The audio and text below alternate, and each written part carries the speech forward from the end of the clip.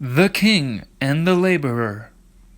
A laborer was digging a drain when the king appeared and asked him if he was busy in his work. "I am, your majesty." "Have you a daughter?" "I have one daughter, and she is 12 years old." "I shall ask you one question," said the king. "I'm not good at questions," said the laborer. "I shall ask you anyways," replied the king. "How long will it take me to travel around the world? Have your answer ready by 12 o'clock tomorrow." The laborer could think of no answer. When he got home, he told his daughter the king's question. "Easy," she said. "If the king sits on the sun or the moon, it will take him 24 hours. At 12 o'clock the next day, the king arrived. "Have you an answer to my question?" "If you sit on the moon or the sun, your majesty, it will take you 24 hours.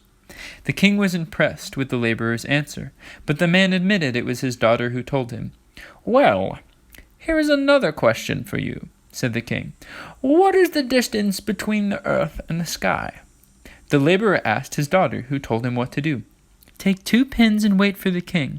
When he asks you what you are doing, tell him that will measure the distance from earth to the sky, but that he must buy you enough line so that you can make the measurement."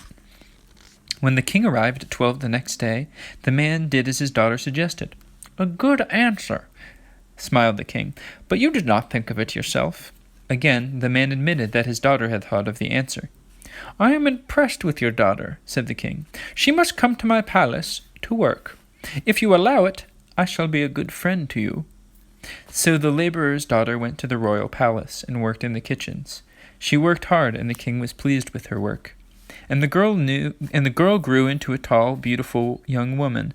But because she came from a poor family, the other servants teased her. When the king heard of this, he made her father a knight. After a while, the king and the girl were married. Afterwards, the king took his wife to one side and told her that he had something important to say. "The queen must not speak against the king," he warned. "If you do so, you must leave the palace." "It would not be right for me to disagree with you," said the girl. I don't know about all this, guys. I don't know about all this.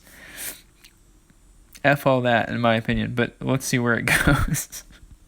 "It would not be right for me to disagree with you," said the girl. "If you have to send me away, please grant me 3 armfuls of what I choose." "I agree to that," said the king.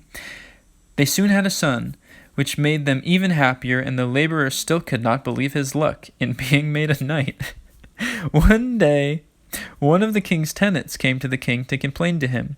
He had a mare that had foaled, but the foal always followed his neighbor's old white horse, and the man thought the neighbor wanted to steal the foal. The neighbor insisted that the foal was his. "This is how to solve the question," said the king. "Put the 2 horses and the foal by a gap in the wall. Lead each horse, and whichever horse follows, her owner shall have the foal." The king's order was carried out, and the foal followed the old white horse.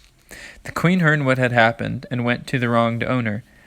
"I must not speak against the king's judgment," she said, "but plant some boiled peas near where the king passes. When he asks you if you think they will grow, say, 'They are as likely to grow as the old white horse to give birth to a foal.'" The king saw that he had been wronged, but he also guessed that such a clever ruse had begun with his wife. "Come here, wife," oh my God, he said. "Leave the palace today, for you have judged against me." "It is true that I did so, and I must go," said the queen. "Grant me 3 armfuls I asked for." The king was angry with her, but there was no going back on his word, so he indicated that she could take what she wanted. Then he was astonished when she carried him and his royal throne outside. "That is my first armful," she said. Next she took the young prince and placed him in the king's lap. "That is my second." Finally she gathered up an armful of all the royal charters and placed them with the prince. "And that is my third. I am happy to leave if these go with me." The king saw that there was no parting with a woman of such wit. "Oh, dearest of women, stay with me," said the king. They went back into the palace together, and the king ordered the foal should be returned to his rightful owner. Okay. I think she should be in charge. Apparently boiled peas don't grow also. Makes sense to me. If you would subscribe, that would help me get paid to read folktales to you, which would be helpful as a little extra money in my pocket, a little extra gold coin in my trousers. I can't start getting paid for these videos until I have 1,000 subscribers, which is a lot. But if you wouldn't mind being one of them, you could even ignore everything I ever did. Maybe help me out. Thanks. See ya.